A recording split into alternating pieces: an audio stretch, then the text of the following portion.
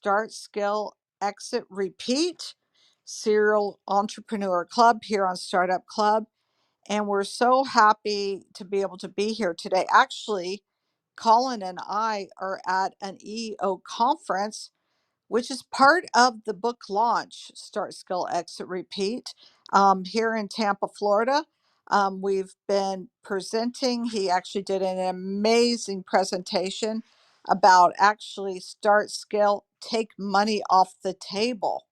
So, Colin, can you hear us? Yes, I can, and I'm on Wi-Fi now. Can you hear me?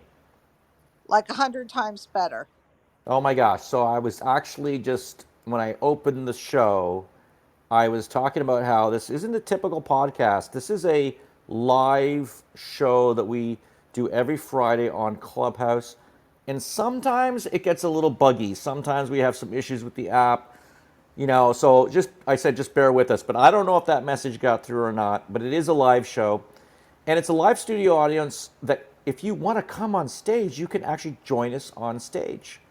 So if you're listening to this in podcast, think about joining us every Friday at 2 o'clock Eastern.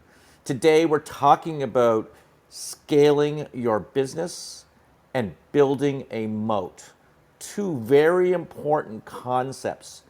And if you have not started a business, this show is actually really good for you because we're going to talk about that concept of what ideas you pick and how scalable those ideas are. And we even have a rating system, 1 to 5. And then we're going to talk about building a moat and how defensible is your idea. So if you're in the ideation phase at this stage, this is a great topic for you. How scalable is your idea? How much of a moat can you create with your idea? How much can you protect and defend that idea? So that's what we're talking about today. We're going to get right into it. Michelle is our moderator. Let's make you a moderator there, Michelle. And I'm looking forward to this conversation. And yes, we just delivered two conferences back to back, one in Orlando, one in Tampa. We're now getting on the road and doing some live events, which is very, very, very good. The one we did yesterday was Start, Scale, Exit, Take Some Money Off the Table, Repeat. And that was really about changing your perception of who you are as a founder, as a startup person. Are you a CEO of a company, or are you a tradesperson, an entrepreneur? And can you perfect your trade? Can you master it? And the one before that was about the X factor. And that one was really interesting because that's probably the number one thing you can do to scale your company is find an X factor. And when you're starting a business, the book, we talk about this in the book. We really encourage people to think about what their X factor could be, which is something unique and different that you have that nobody else has in your industry. Find that little niche. Find the white space, as Joe Foster, who's founded Reebok, find that place where no one's playing in and own that space, and you've got something unique and different. And that can help you scale, especially if it can solve a problem or address a bottleneck in a particular industry. The shows today, though, is all about scale and building a moat. Mimi, Kyle, Michelle, let's have some fun. If you're in the audience, I see Shadow, you're there. We'd love to have you on stage. We always do. If you're in the audience, please join us on stage to talk about your ability to scale or build a moat as well. All right. Well, we're going to dive right into it. This is actually a chapter in the book. It is in the start section. It's actually chapter 5. So I'm going to, say this is one of my favorite chapters. And I'm going to tell you why, everyone, all the members here, is because it gives very, very specific information and almost like a checklist, I'm going to say, Colin, like you said, where you can rate yourself. And I personally, I love those kind of things when I'm reading through a book. because I like to feel like I can just like take something away immediately and actually use it right away. So I'm going to start by reading a little bit here, and then we'll just dive right in the conversation. Everyone here in the room should, if you want to come up onto the stage, please just let us know. We're happy to bring you up because we want to hear your experiences and your questions. All right. So there are a number of moat building activities. All right. So, by the way, moat building, by that we mean, competitive, building a competitive strategy. That's what a moat is, like a moat around a castle. You can do it early on in the life of your startup that can make a huge difference down the road and help you scale the business. So, this, ties very well into scaling, right? We're spending all this time, we have this great idea, and if we don't start thinking about this at the beginning, we could get ourselves into trouble right down the road. Here we have Yeah, I put like, all this. Michelle, I like the way you're going with this because I was going the opposite direction. I was thinking scale first and then protect later, where you're going into protect first, think about protection, and then scale. So I like the way you're rolling with this. All right, cool. Thank you.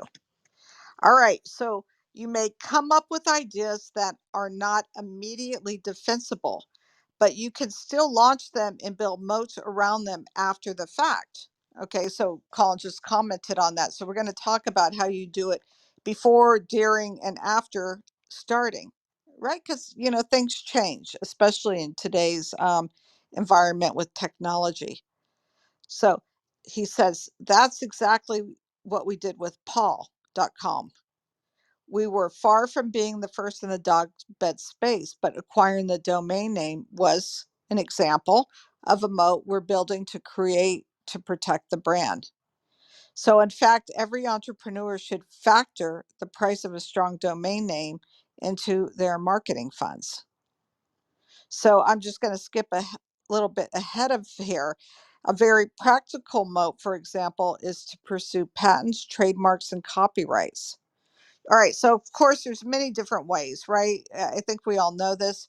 There's legal protections, but legal protections work when you have a very unique product, and that's not always the case. So we're going to talk about that. It could be your supply chain, it could be a product, it could be, a strategic relationship that you have.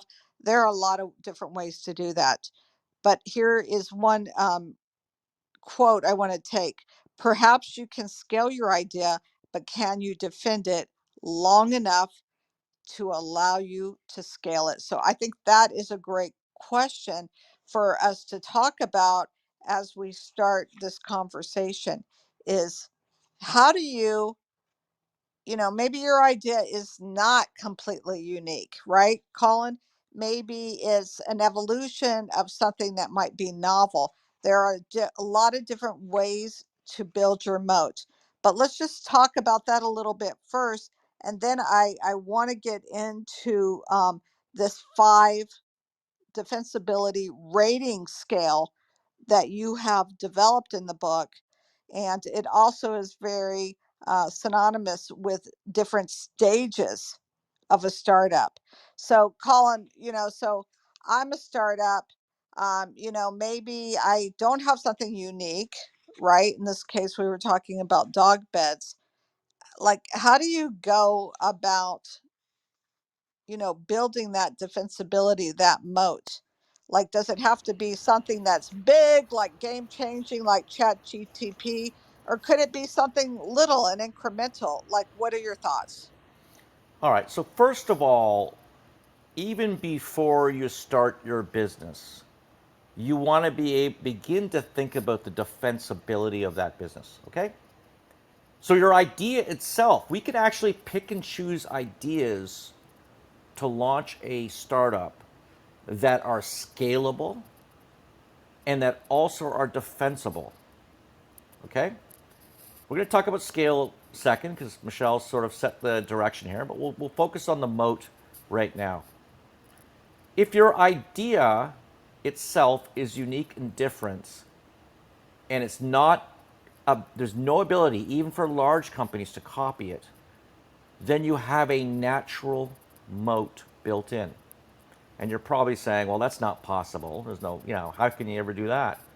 Well, we did that. We did that with .club, .club, which was another extension similar to .com, .net, .org. We had .club.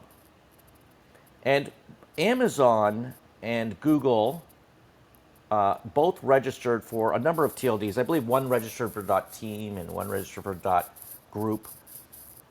But even if they were to give their TLDs away for free, there was still value in people owning .club. It was a unique domain name.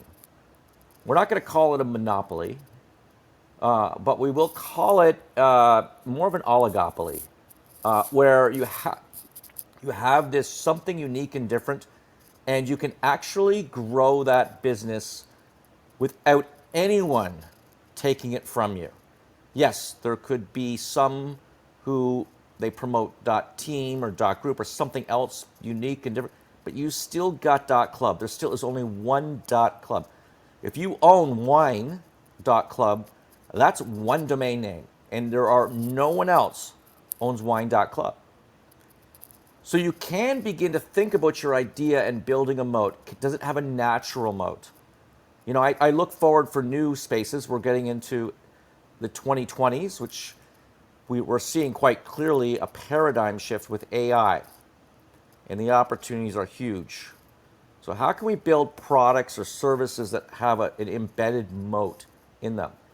Now, a number of you already have your startup. So because you've had your startup, don't panic.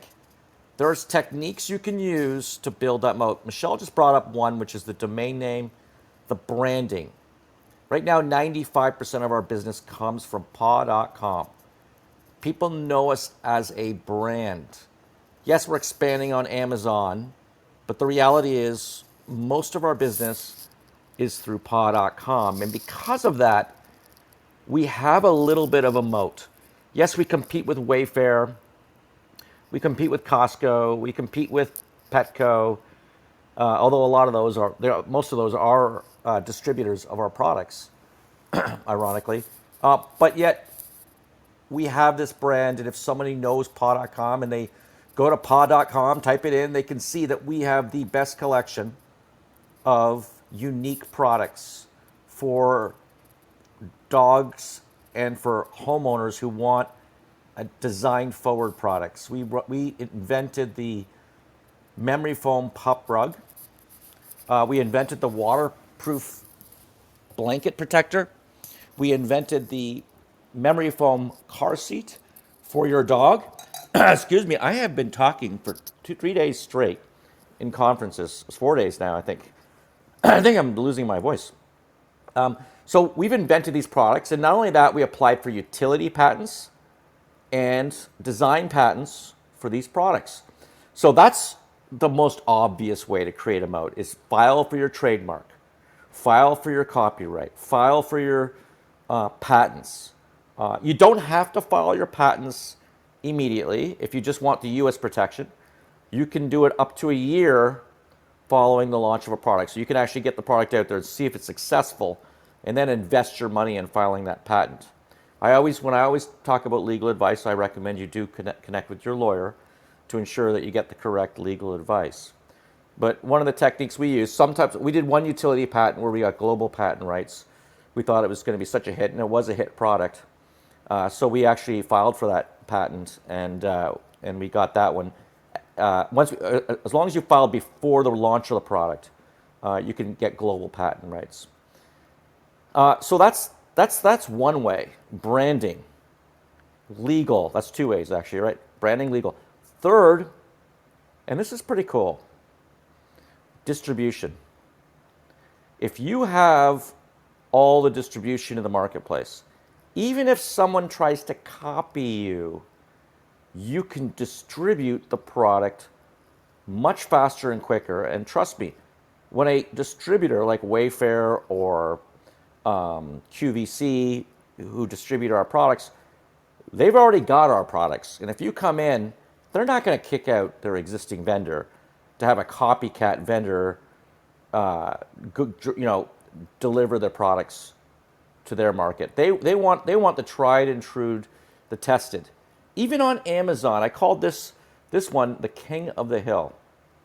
If you're selling e-commerce products on Amazon, do you remember that, Michelle? Remember that kids game where I'm the king of the hill, and then someone would try to push you off, and then they would say, "I'm the king of the hill now," because they got that top position on the hill. Uh, that's what it's like on Amazon. You go on Amazon, you know what your mode is? Reviews. The most reviews in a product category. So if you come in with something unique and different, you'll be on Amazon and you'll be getting those reviews. And it's very hard to displace a leader on Amazon. You're building that moat. So there's 3 or 4 or 5 ideas around building the moat, Michelle. Yeah, I love those. So yeah, so what you're saying is, this is doesn't have to be like a revolutionary thing. It could be an evolutionary thing, right, Colin?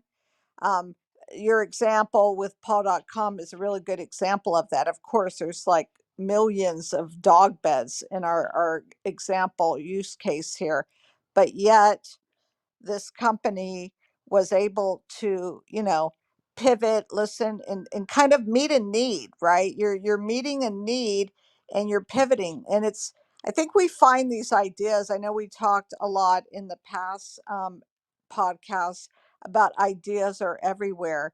I think a lot of detecting and honing in on what this mode is just really like just every day. I like to call it micro moments, like these micro moments when you're, throwing your dog bed out and you're like, oh my gosh, that looks so horrible, right? That's a micro moment where you stop and you think, oh my gosh, maybe I could make a better looking one or one that has a higher utility.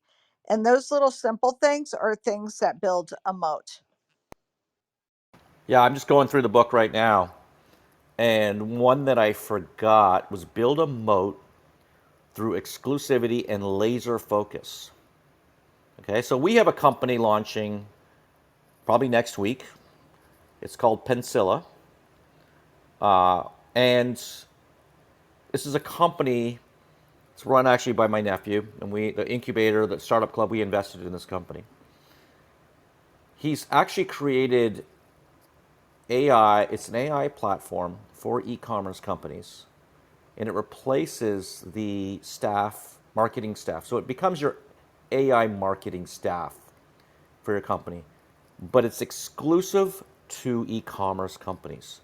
There are a lot of companies working on platforms, like obviously the big ones like Canva. Let's be quite frank. So how is this company Pensilla going to compete against Canva? And the answer is it's going to be a laser beam, very focused on one particular market segment and do it better than anyone else in the world. That helps you create a moat.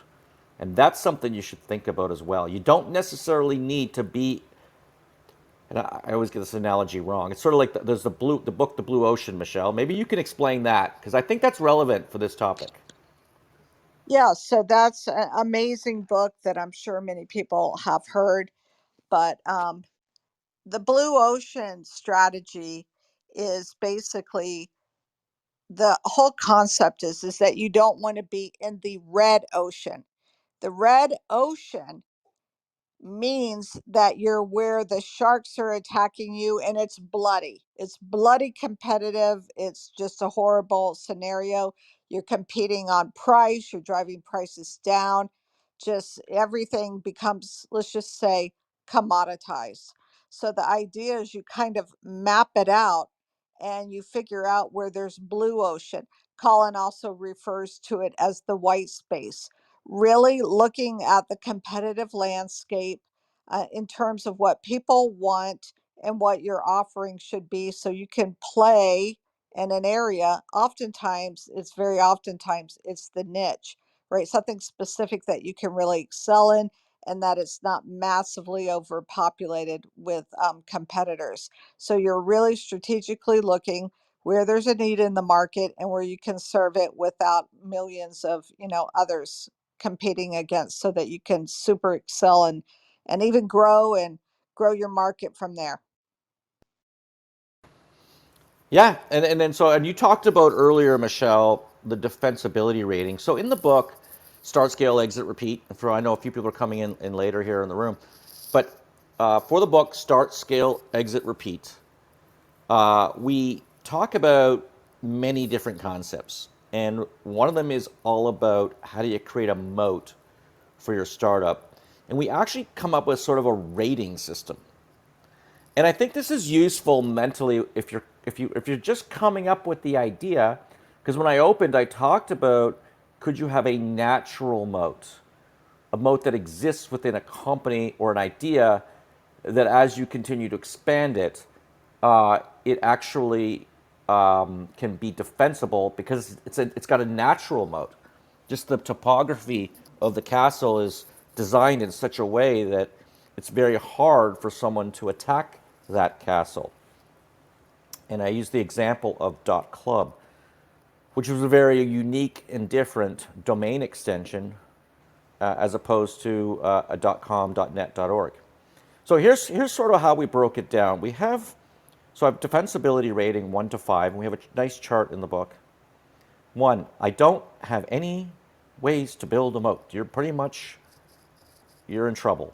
If you're in that stage, I think you can at least get to stage 2. We got to think that through, and hopefully this show will help you, or this podcast that you're listening to.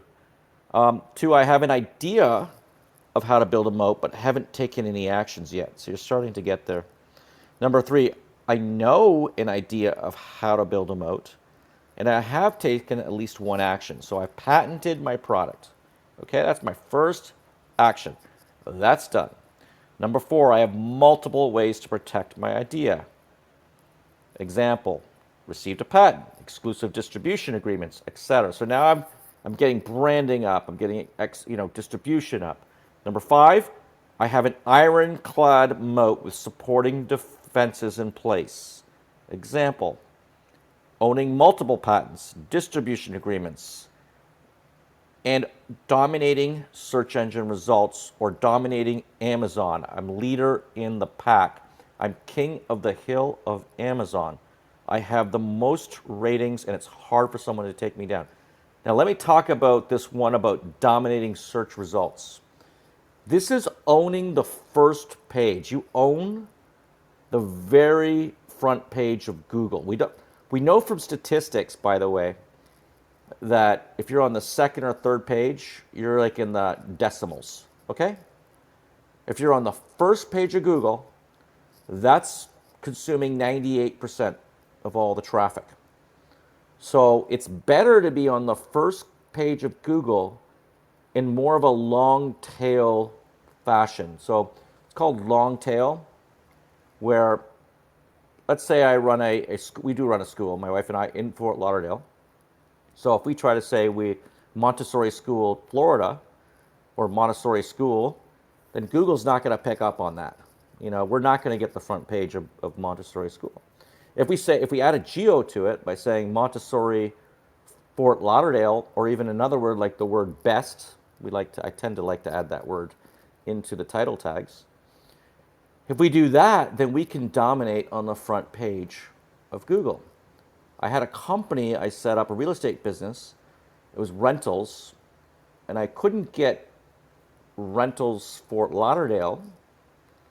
So because we were in East Fort Lauderdale, I typed in East Fort Lauderdale Rentals, and we called the name of the company East Fort Lauderdale Rentals. And we were able to get the top of the search engine. We've sold that company since. But that being said, if you can own the top of Google, if you can have the most reviews in Amazon, if you can have the broadest distribution, if you can own the brand, if you can patent, you can trademark, you can copyright, man, you've built some moat, and you've protected your company. And all the hard work and investment that you do to grow it, it's much harder for people to take that away from you. Great to see you again, Augustine. We love having you on our show every Friday, and you contribute so much. Really appreciate it. Michelle is our moderator today, and the show is all about creating a moat and then scaling your business. We're doing it backwards from the book. I actually wrote the book, the chapter scalability and the idea of scaling before the chapter on building a moat, thinking, you want to build your business and then protect it, versus what Michelle's done here today. She sort of reversed that and said, well, we're going to talk about the moat first and defend it, and then we're going to scale it. And I think that actually might have been a better approach. Well, let's I'd love to hear from the members any questions or their experience about building this defensible moat. So, Augustine, you're here, and we're going to put you on the spot if that's okay. We'd love to hear your thoughts on this topic. Oh, thank you very much, and I appreciate it. Thank you. Yes, building the moat, by all means, I believe is and I like the way that you have positioned it. Look at it first, and then scale and build around it. Well, not around it, within it, because you've already built the moat. Um, yes, patterning an idea is great. All those ancillary things that we don't think about. Yes, we should have a checklist, and we should, wherever possible, address them. Um, Another thing that, in my scope of things that we work with, sometimes you're working with ideas that not necessarily are unique, but ideas that the way that you present them and the networking opportunities that you have are the ones that are going to give you that scalability and having the opportunity to, as you partner, be top performers, pop up in searches, get the visibility of others before. And that, the way I look at it is when you have an idea that can be or may be replicated, you need to make sure that you corner their market, get that market share first. And later on, if somebody wants to copy that idea, um, at the end of the day, you already have the network and you have the individuals. You've created that credibility around your product and servicing. One topic that I talk a lot about, because I'm in the financial side, is how many companies out there have a remittance product or are looking to launch a remittance product. But if you don't have a user base, if you don't have that um, vision with ancillary products and services, that's a product that it's a dime a dozen if you think about it, just like a debit card. So, what is it that you can do in creating an ecosystem that will not be replicated as easy? Yeah, I like the way you term that, like ecosystem. That it's so like if you can really build something and it can't be replicated. Now, obviously, a lot of things in this world can be replicated, though. But if you have the legal protection in place, if you have the distribution, if you have the branding, think of Tide, for instance. Like, what a phenomenal brand. It dominates the space. It's dominated it for many, many, many years. And, you know, it's really all about branding. I think there probably are superior products on the market. I don't know. I'm not an expert in that. Think of wine. Michelle and I, we're traveling for 4 days now. We're on conference, and we go to the bar, and like every bar we go to, we ask for like a Pinot Noir, and they say, "Oh, what would you like, Miomi?" Miomi, if you've ever drinking this wine, is very sweet, and it's not something that if you're watching your calories or you're being careful, that you really want to consume a lot of. It's like sugar wine. I don't know why it's so popular. But Constellation Brands, they've done a great job of positioning their products. And by the way, I'm a member of their employee buying products, so I know all their brands. They've done a phenomenal job of positioning in all the restaurants and distribution. And by doing that, they've created these sort of massive wine brands, which then permeate into the stores. And so when you go to the stores, you can actually see, and I know that brand, I've tasted that wine, and that's how they've done it. They did it through the restaurant distribution channel. We had someone who was going to add some comments there, Yeah, Michelle. I'm going to add on because you're making me really think about something, Augustine and Colin, is, you know, sometimes it's the compilation of several factors that give you the moat. Maybe the product is slightly different. Maybe your distribution is 25% better. Like, I think sometimes, just like look at all the different factors that can give you that defensible moat. It all adds up to a stronger, more defensible, strategy. So I would say, for me at least, when I'm thinking about these things, I'm not just like, okay, I have to create the perfect product that's so different. I think there's a lot to be said about looking at all these different components and trying to get an edge. And it evolves to a, comprehensive kind of defensible competitive product, Colin. Absolutely. Well, now that we have all agreed on all the action items we need to do and to focus on to create a moat, let's go to scale. That's the fun part. I always love scaling. So in chapter 5 of the book, it's titled Pick an Idea That Can Scale.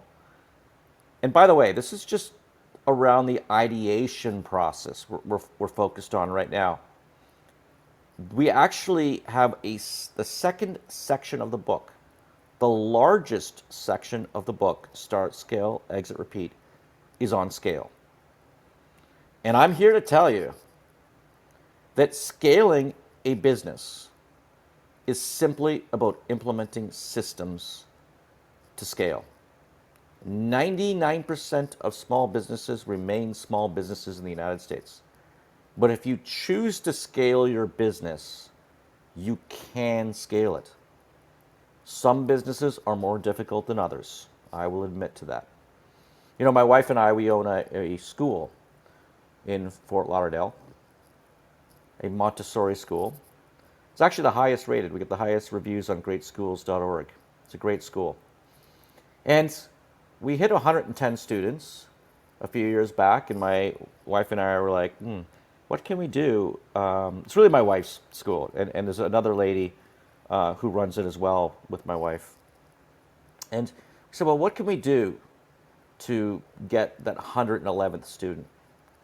Well, we could add a floor, talk to the contractor. Well, that'd be very difficult and $2 million. Okay, what if we bought the properties around it? Well, we got to get municipal approvals, which are almost impossible to get for schools. It's very, very complicated. And on top of that, you got to spend millions and millions of dollars. So to go from 110 to 111, that idea itself is very hard to scale. So if you have not chosen your idea to run a business, or if you have not chosen, you're in the process of ideating, trying to figure out what your next idea is, I encourage you to look at this chapter because this is all about understanding the scalability of your idea. And of course, we have a 1 to 5 rating, again, which we'll talk about in a few minutes. I'm going to make this case, Michelle, because she and I, we run a number of companies in our incubator. We actually have a day job, by the way, Augustine and Dr. JS, like to see you again. We actually have a day job. It's not, we don't make money from the clubhouse. This is just a way of giving back. Our day job is running an incubator. We have about 10 companies in that incubator. Some of them are physically there. Some of them are virtually there, I call it. Like a couple of them in Canada and whatnot. And we work very hard on them. And some of them have grown quite big. You know, when I was running Hostopia, we had 600 employees. Geeks for Less, the company we still own today, is 800 employees. I'll tell you right now, my wife works so hard on this small business with 16 teachers running a school of 110 students. She works so hard and she's so stressed out, and it's just such a challenge. It's easier to run a larger company than a smaller business. And if you're in the audience and you run a small business, you're probably nodding your head saying, yep, he's right. It's freaking tough because when you're in a small business, you got to solve all the problems yourself. You're the one who is the jack of all trades. You have to be an amateur accountant, amateur lawyer, amateur whatever. I mean, now we got AI, thank goodness. And I've actually written 2 contracts on AI on ChatGPT already. I think the thing is phenomenal. And by the way, we've done a lot of shows on AI. We won't turn this show into AI, but you want to scale your business, use AI. Figure out how you can use AI every which way to scale your business. That is a game changer. I would also say BPO, business process outsourcing, combined with AI through foreign countries, virtual assistants, those kind of things. These things can really help you scale your businesses. We talk a lot about this in the scale section of the book, but today, right now, we're really focused on just picking that idea that can scale. When selecting your startup idea, you need to determine your comfortability with scaling. We actually have over 200 callouts in the book, and it was written for ADHD entrepreneurs. We really did. It's 58 chapters, 30 illustrations, 200 callouts. And so I just read that call out right there. One of the concepts of businesses that can scale is that the more you can scale them, the more global they are, the more competitive. So there is a point where you have to think for a minute. Do I want to own the Fort Lauderdale Montessori education market, or do I want to own a Montessori products development company that ships nationally or internationally? Or like paw.com, we own the dog beds, rugs, blankets, memory foam car seats, that kind of stuff. We compete in the North American market. We don't compete outside of the North American market. In fact, we don't even ship outside the North American market, which I think we have to fix. But the fact is, we don't. We said this is going to be our space. This is where we can win. And we are dominating it. The company has been on the Inc. 5000 3 years in a row. I told you we had a day job. Wasn't making that one up. So, how comfortable are you? Like, we could go global with Paw, but we're talking about substantial investment, and you're increasing the risk. So when you pick an idea that can scale, do you pick an idea that is a global business? And like .club, by the way, was a micro global business. Michelle and I traveled to about 30 to 40 countries. We went to China 13 times to get approval. It took us 4 years to get approval in China. And we were up against a global market competitor like .com, which was in the marketplace. But we were unique and different. We managed to get up to 1 million domain names before we sold to GoDaddy. So, but that's competitive, right? You can see that when you pick an idea that's highly competitive or highly scalable, there are lots of companies around. There are companies in India competing with you.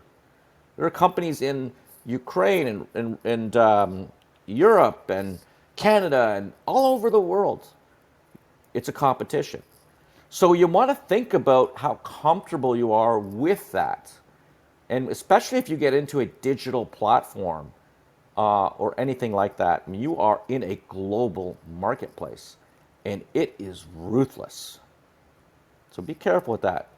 Any thoughts on that from our panel on the stage, Michelle and Augustine, and anyone else want to come on stage too to ask a question or to comment on how they scaled their business? Please raise your hand. It's a live show.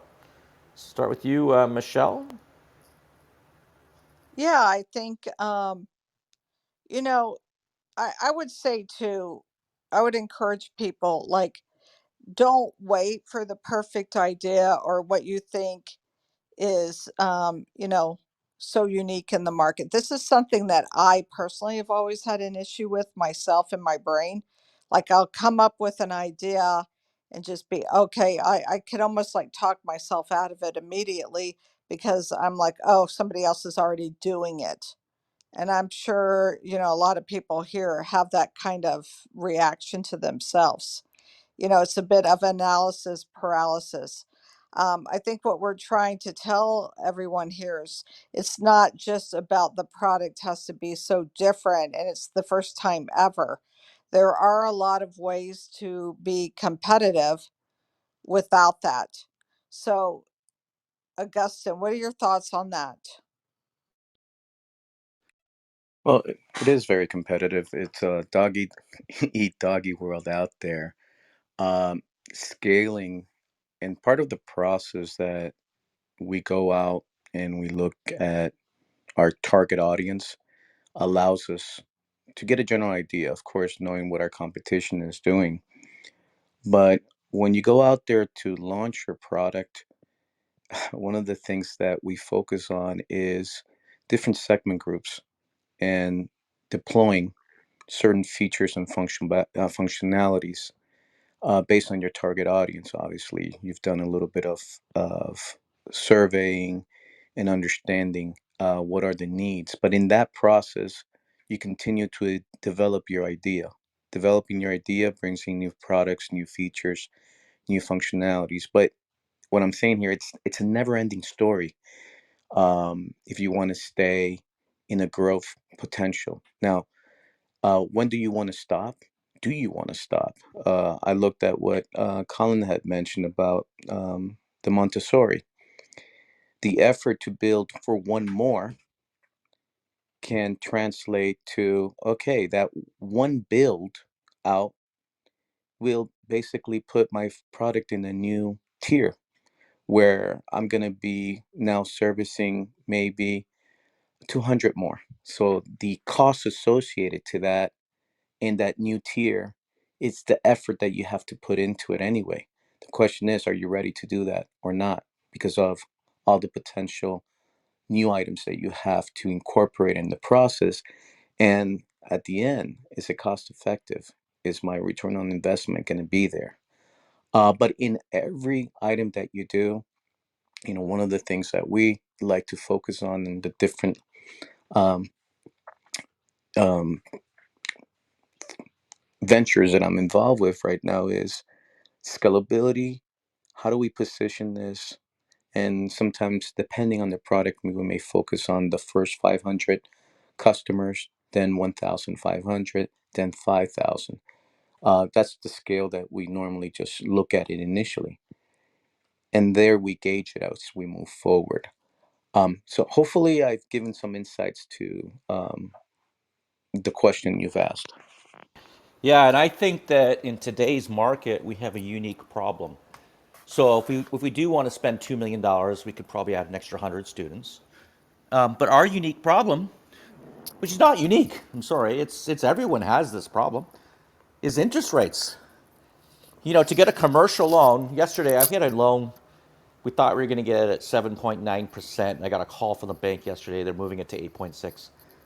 Oh my gosh. Interest rates are just killing the startups and small businesses, and it's a shame. And so that becomes part of the equation. It has to become part of the equation. $2 million invested to get 100 new students, and the interest alone on that, that'd be more commercial oriented. That'd probably be in the area of 9 to 10%. You're talking $400,000 a year in interest. When it was 3, 4%, it was a very different game.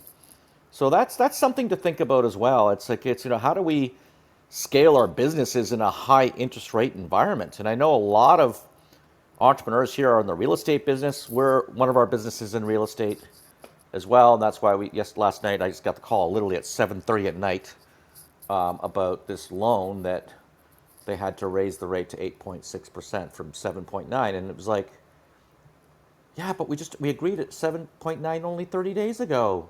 Well, your lock expired and the interest rates went up. I mean, like, it is what it is. You know, let me talk about the scalability rating of your idea. So, if you have not picked your idea, I just want you to think about, or if you're thinking about a particular idea, how scalable it is. So I'm going to start with one again. I'm going to go from 1 to 5, and we're going to start with 1. And so I use an example in the book, and we have a nice chart that lays out in the book. Brick and mortar based. So brick and mortar companies tend to be high infrastructure costs. Examples: schools, restaurants, retail store, medical offices. The growth challenges: limited scalability, high fixed costs, location dependent. So let's see if we can step it up a bit. So I go 2, time and materials, consulting, marketing services, customer service provider, limited scalability, labor dependent, and lots of competition. You know, it's interesting in the time and materials business because we had one for 10 years. We had a company called Brisk Mobile. And we started it with $1 million. We sold it 10 years later for $1 million. We never took one penny out of the company. It's a tough business. And I was talking with another entrepreneur last night about this. We're at the entrepreneurs convention called Nerve. It's the EO convention, and I was one of the speakers at this convention. And I was talking with this entrepreneur about time and materials business, how tough it is to scale. But it's better than brick and mortar if you want something that's a little bit more scalable. So number 3, so let's go to scalability 3. A product or service based, e-commerce business, online training, costly inventory, high internet costs, production constraints. So one of the challenges, so we're actually, Michelle and I, it's amazing what, like, the life we freaking live. Unbelievable. We were at HSN this morning in Tampa, pitching the idea of taking our paw.com products and selling them on HSN. And it's great, but then we have to fund the inventory. So we sell 10,000 units. We got to come up with the money. And remember, we got that high interest rate problem. We have to come up with the money to fund that inventory. Scalability rating number 4, business type, recurring revenue business. This is probably one of my favorite businesses. I just love this. Subscription boxes, accounting, software, cloud computing. Growth challenges: high build and personnel costs, competition, customer retention. And I didn't have this in the book, but it should really have said years of losses. Because I'm telling you right now, when you get into the subscription business, it is in my absolute favorite type of business. We lose money year after year. At Hostopia, we lost money for the first 5-6 years. At .club, we lost money for the first 6 years, 7 years. And then the year after that, at .club, we went up $500,000. The year after that, we went up $1 million. The year after that, we went up another $1 million in profit, and it just keeps going. It's the most beautiful thing you can see. It takes a long time and very patient investors if you pick an idea like that. Number 5, digital businesses. This is what I call them: digital businesses. AI content, domain name registry, software as a service, high growth costs. Got the same problem. Very, very high growth costs.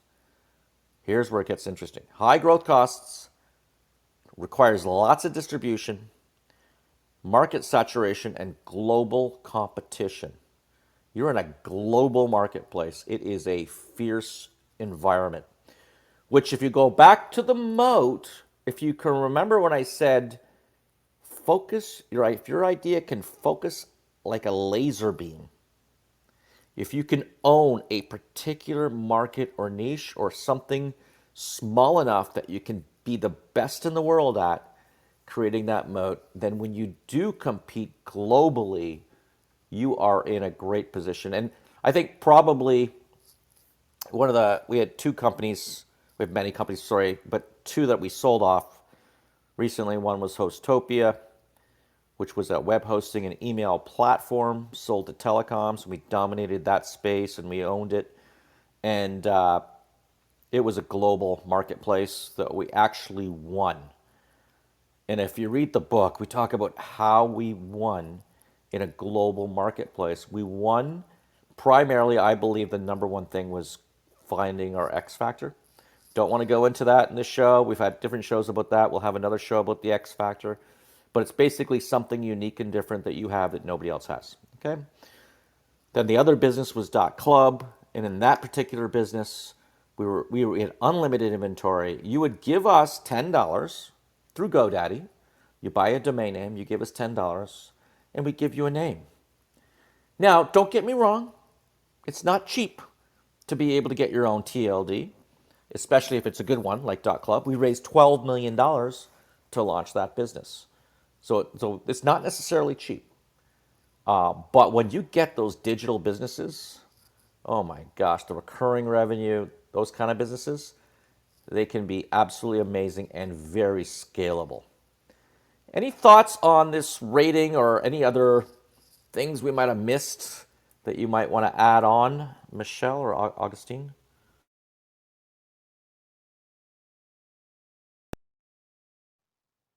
I'll let Augustine, if you want to go, you can go first, and then we'll start to wrap up the session. Augustine. No, I think, Colin, you've hit many of the points out there. The one thing that I would mention is, as you continue to move forward, there's going to be new challenges. There's going to be new surprises that are going to be popping up, and you have to make the sound decision on how to best address them. I don't want to say tackle them, but how do I address something that it's either a new market entrant?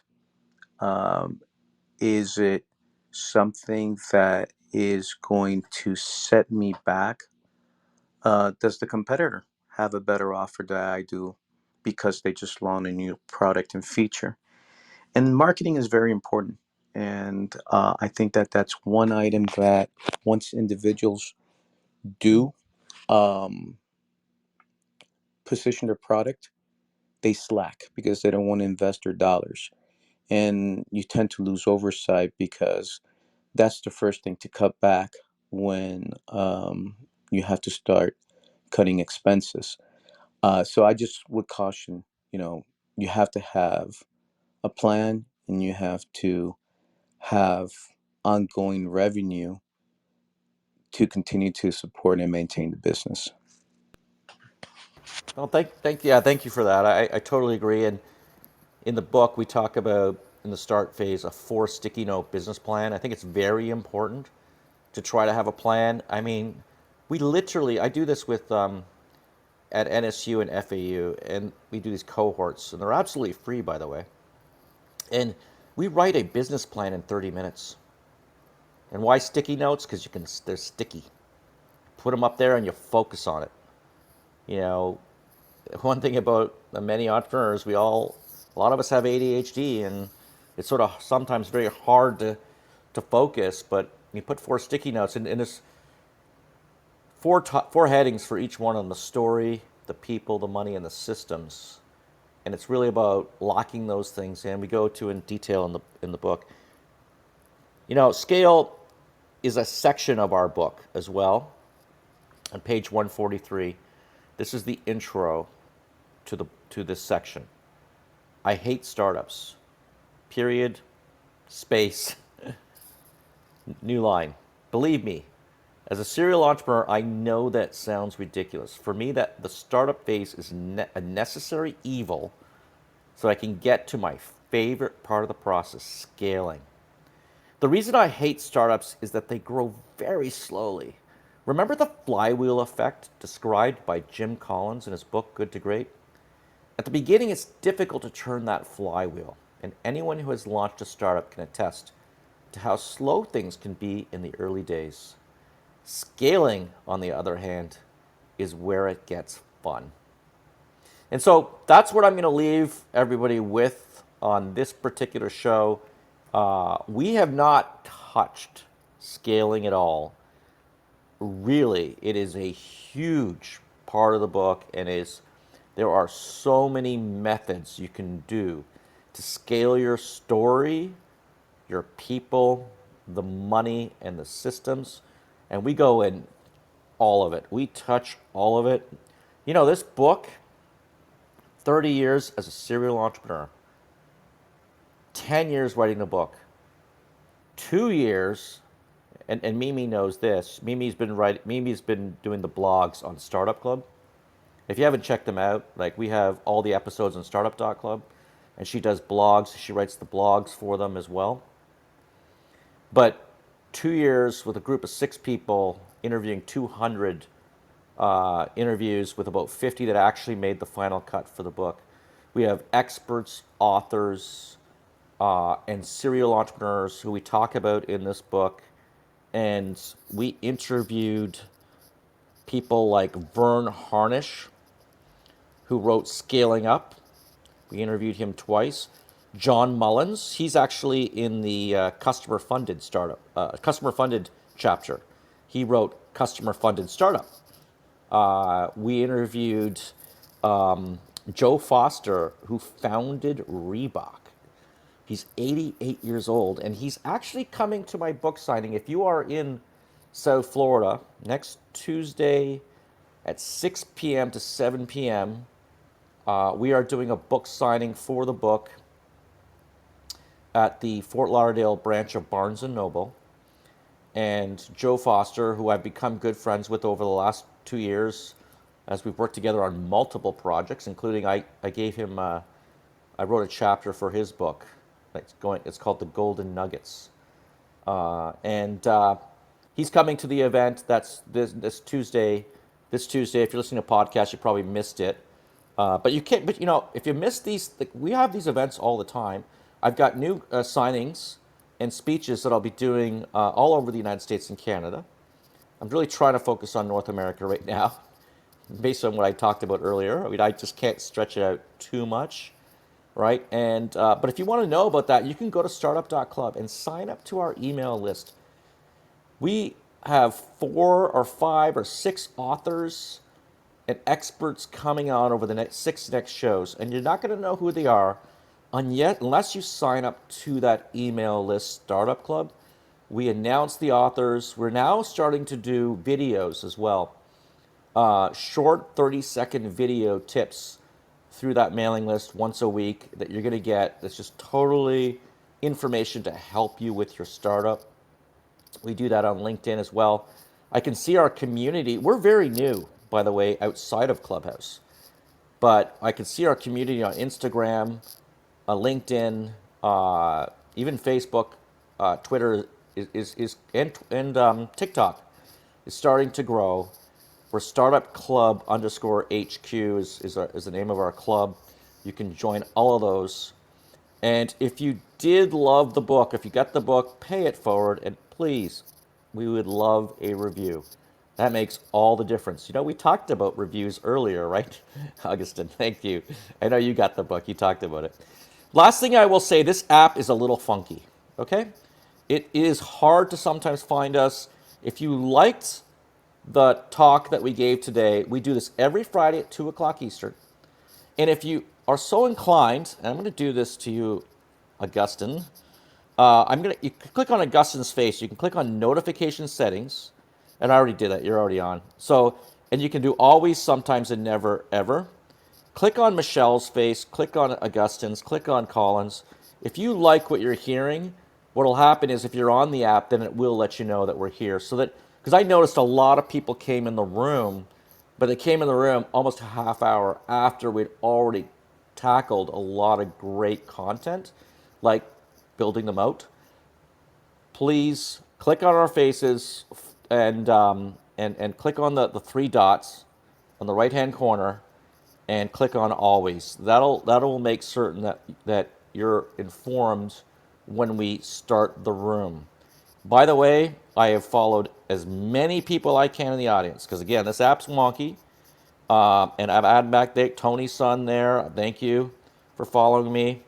We want to follow as many people as possible who are on Startup Club. It's such an incredible community. There is no way this book could have ever come out without the benefit of Alexis, thank you, Alexis Risha, beautiful name. There's no way this book could have ever come out without the community of Clubhouse. So thank you very much.